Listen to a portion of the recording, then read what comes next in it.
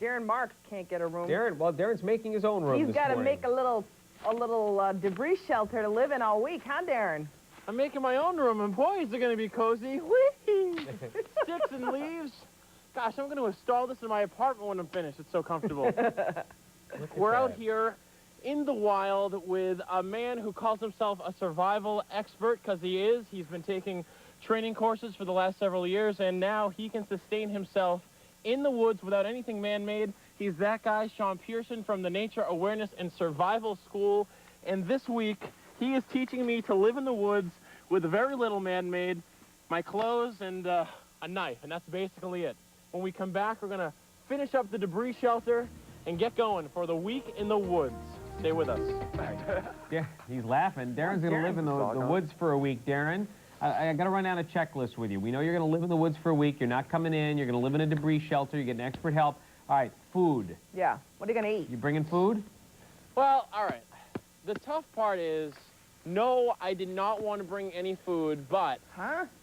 Well, I wanted to eat, like, pine needles and bark and, you know... Bugs and drink water from the creek. Yeah. The problem is there's no creek. There's not a lot of bugs. Yeah. No pine needles nearby, so I don't think we're going to be able to survive from food in nature. No, but we are going to talk later in the week about things you can eat in nature. Yeah, and I'm going to sample some of those things, too. So I'm going to have the experience of eating them. Okay, that's fine. We don't blame you. Yeah. That's fine. But I do want you to know I'm not ordering pizza or anything. I mean, I did bring horrendous dried food that tastes awful. Good. So That's good. That's definitely the good news. All right, I just want to update folks on where we're at with the debris shelter. Go for it. Well, so far we put the main ridge pole in, which is the main support. We're aligning the side with the ribs, which was what's going to keep the debris off of us. Otherwise, we could just sleep in a pile of leaves. Why not? We're already sleeping outside in 30-degree weather. Why not? Well, because we need a place to store our clothing. We need a place to store our tools that we're going to be making later in the week for starting fire and all that to keep it dry also. All right. So this provides the structure. We're going to put leaves on top, and we'll put some branches on top of the leaves to keep them from blowing away. There's not a lot of bugs, but I imagine there are some bugs. I just got a bite the other day. How are we going to remedy that? Because I know a lot of them are going to be living in the leaves and in the sticks. Once we put the leaves on top, we're going to take some hot coals in a wooden bowl that we're going to make, and we're going to put pine needles on top of it, and we're going to stick it in there, and it's going to smoke. And eventually smoke will come out of the top of the leaves, and so will a few thousand bugs. And wow, that's how they get rid of those bugs. Later, then, maybe we can run across the hot coals in our bare feet and have a lesson in meditation while we're at it. There we go. Yeah, lots of options here this morning. Listen, we're going to be on the 5 o'clock news at various points this week, so stay tuned for me on the 5 now and again. And, of course, we're going to be out here every morning continuing our survival week. When you come to us tomorrow, this shelter will be done, Sean's will be done, and we'll continue the week of survival in the woods. All right. Thanks, Darren. Thanks, Darren. See you later. Go to Darren Mark now, live in the woods this morning. He's spending the week outdoors. Today's day 2. Hey. Whoa. It's been a long night. Oh, boy, look at him. And a cold one. So, you know, lost phone connection, so I can't hear you, but I'll talk to you in a second. That's okay. Okay. The entrance to my shelter broke in the middle of the night, so... Oh, no. It let in a lot of unexpected cold air. So we're going to fix that in the next couple of minutes. We're going to get our fire started.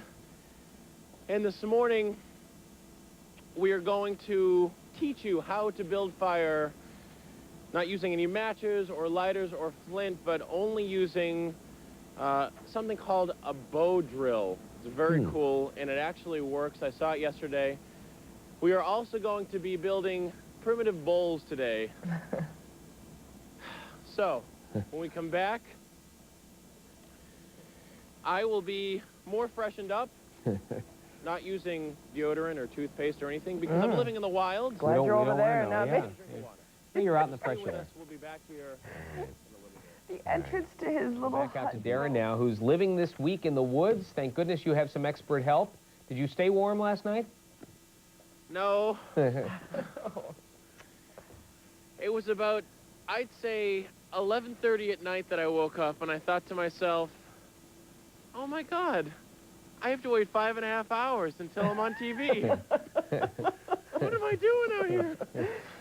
So I got out of the shelter, I ran around like 3 times in this huge circle so I could try and generate some increased circulation in my feet.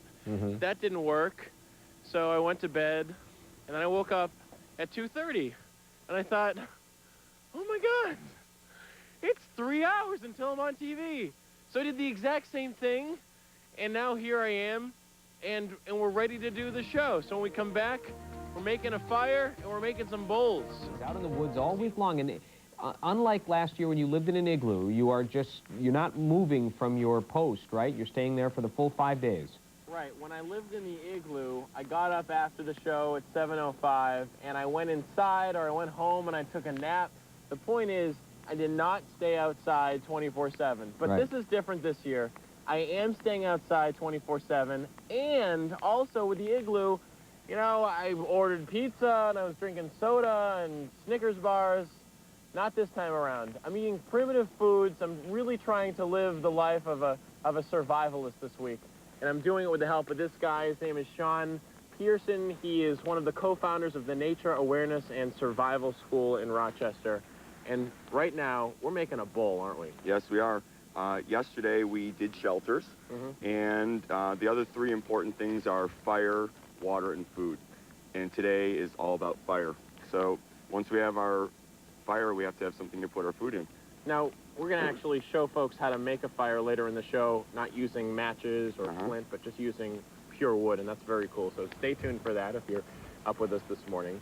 But how do we make the bowl? Well, usually we start off with just a little piece of 2x4.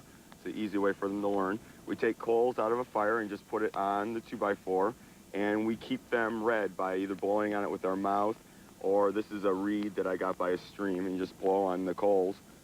Now, a lot of people are watching this morning and saying, why don't you just go up to Target and buy a bowl? That's true. Well, the point of this is, if you're stuck out in the wild, you can't go to Target. So you grab a piece of wood, obviously not a 2x4, but it's easier to learn with this, and you get going. Now, what if you can't find a reed?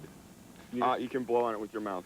Okay. And you blow on it for a while until the whole surface turns red. Once that happens, you dump your coals back in the fire so you can reuse them. You just take a rock and you scrape it, and all the material from that area of the bowl will come out. And what's nice about this is you can make a bowl without a knife. How long did it take you to learn how to... no, I'm sorry, let me ask that again. How did you learn how to do this, and how long does it take you to make the bowl? I learned from a man named Tom Brown, who is a very famous outdoor survival expert, and it doesn't take long at all. I could have most of this whole thing hollowed out within an hour, maybe 2 hours at most, depending on how detailed I wanted it. This guy, Tom Brown, was he the guy that was the advisor on the movie The Hunted? Yes, he was. All right. Now, when the bowl is all said and done, it looks like this, which, I mean, pretty much resembles a real bowl. I mean, it's like half coconut, half bowl, but, you know, it works if you're eating, or you can use it as a cup even. Yeah, and a lamp. You can put oil in it and make a lamp out of it. Very cool. All right. When we come back, we're going to tackle fire, and if you've never seen fire created from only wood, stick around, because I saw this for the first time yesterday, and I was blown away that it could actually happen without flint or without matches. Darren, real quickly, what do you miss most? Those tender conversations with you. Besides that, in terms of creature comforts. The thing I miss most, undoubtedly, is my mattress. Yeah. Sleeping on not only the ground, but a thin layer of leaves. Right. Killing my back. Okay, all right, that's what we want to know. All right. We're with you, babe, in spirit. Yeah.